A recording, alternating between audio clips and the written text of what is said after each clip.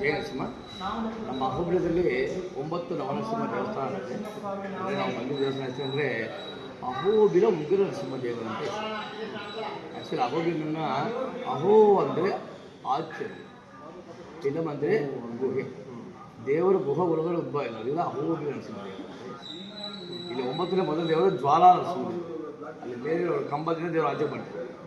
ಆಚೆಗೆ ಬಂದು ಜ್ವಾಲಾ ಹತ್ರ ದೇವ್ರಿಗೆ 8 ಕೈಲೇ ಸಂಹಾರ ಮಾಡ್ತಾರೆ. ಅವಾಗ ಅವರೆಲ್ಲ ಕೋಪ ಹುಟ್ಟಿರ್ತಲ್ಲ, ಅವ್ರು ಶಾಂತ ಮಾಡಿಸಿ ದೇವತೆಲ್ಲ ಹೋಗಿ ಹೇಳ್ತಾರೆ, ಅಹೋ ವೀರ್ಯ ಮಹೋ ಶೌರ್ಯ ಮಹೋ ಬಾಹು ಪರಾಕ್ರಮ ನಾರಸಿಂಹಂ ಪರಂದೈವ ಅಹೋಬಿಲಂ. ದೇವರ ರಾಕ್ಷಸನ ಆಚೆಗೆ ಬಂದಿಲ್ಲ, ದೇವತೆಗೋಸ್ಕರ ಆಚೆ ಬಂದಿಲ್ಲ. ದೇವರು ತನ್ನ ನಂಬಿಕೆ ಭಕ್ತಗಾಗಿ ದೇವರು ಆಚೆ ಬಂದರು. ಅದಕ್ಕೋಸ್ಕರ ಪ್ರಹ್ಲಾದದಿಂದ ಶಾಂತ ಮಾಡಿಸಿ ಆಚೆ ಕೊಡಿಸ್ತಾರೆ. ದೇವರ ಮುಂದೆ ಪ್ರಹ್ಲಾದ ಇರ್ತಾರೆ.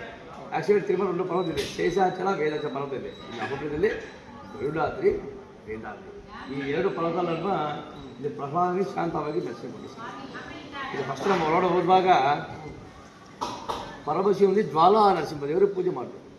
ಯಾಕೆ ಮಾಡ್ತಾರೆ ಅಂದರೆ ದಶಾವತಾರ ಏನಾದರೂ ಕೂರ್ಮಾವತಾರದಲ್ಲಿ ಪರಮಶಿವನಿಗೆ ವಿಷಂ ಸಾಕ್ತಾರೆ, ವಿಷ ಮಿಲ್ಕೆ. ಆವಾಗ ಬ್ರಹ್ಮತ್ರ ಕೇಳ್ತಾರೆ, ಸ್ವಾಮಿ ಈ ಥರ ಇದೆ, ನಾನು ಏನು ಮಾಡಬೇಕು ಸ್ವಾಮಿ ಅಂತ ಹೇಳ್ತಾರೆ. ಜ್ವಾಲಾ ನರಸಿಂಹ ದೇವರಿಗೆ ಪೂಜೆ ಮಾಡಿ ಅಂತ ಹೇಳ್ತಾರೆ ಬ್ರಹ್ಮಣ್ಣ. ಆವಾಗ ಜ್ವಾಲಾ ನರಸಿಂಹ ಪೂಜೆ ಮಾಡಿ ಮಹಾರಾಜ ದೇವರಿಗೆ ಪೂಜೆ ಮಾಡಿ ಹೇಳ್ತಾರೆ, ಉಗ್ರಂ ಹೇಳಿ ಉಗ್ರಂ ವೀರಂ ಮಹಾವಿಷ್ಣು ಜ್ವಲಂತಂ ಸರ್ವತೋಮುಖಂ ನೃಸಿಂಹಂ ಮೃತ್ಯು ಶಿವುಡು ವಿಷ್ಣು ಒಂದೇ ಜಾಗ ಎಲ್ಲಿ ಸಿಗಲ್ಲ. ನರಸಿಂಹದೇವರೇ ಶಿವನಿಗೆ ಜಾಗ ಕೊಟ್ಟಿದ್ದಾರೆ. ಅದಕ್ಕೋಸ್ಕರ ದೇವರಿಗೆ ಅಹೋಬಲೇಶ್ವರ ಅಂದರೆ ಇಬ್ಬರು ಒಂದೇ ಜಾಗ ಸಿಗಲ್ಲ, ಅದಕ್ಕೆ ನರಸಿಂಹದೇವರು ಒಂದು ಜಾಗ ಕೊಟ್ಟಿದ್ದಾರೆ. ಅದಕ್ಕೆ ಅಹೋಬಲೇಶ್ವರ ಅಂತ ಹೆಸರು. ಆಮೇಲೆ ತ್ರೇತಾಯುಗದಲ್ಲಿ ರಾಮ ಪೂಜೆ ಮಾಡಿ ದೇವರ ಶ್ಲೋಕ ಹೇಳ್ತಾರೆ. ಈ ಥರ ಅಂತಂದರೆ ಪಂಚಾಮೃತ ಶ್ಲೋಕದಲ್ಲಿ ದೇವರ ಪೂಜೆ ಮಾಡಿ ಶ್ಲೋಕ ಹೇಳ್ತಾರೆ.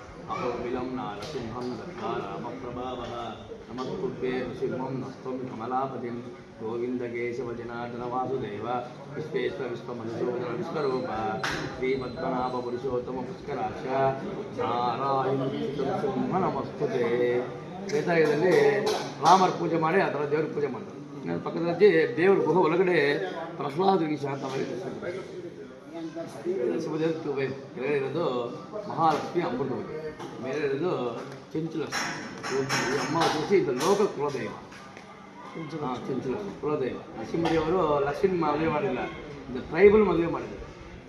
ಯಾಕಂದರೆ ಭಗವಂತನಿಗೆ ಎಲ್ಲ ಸಮಾನ ಅಂತ ಅವ್ರು ಮದುವೆ ಮಾಡಿದ್ದಾರೆ.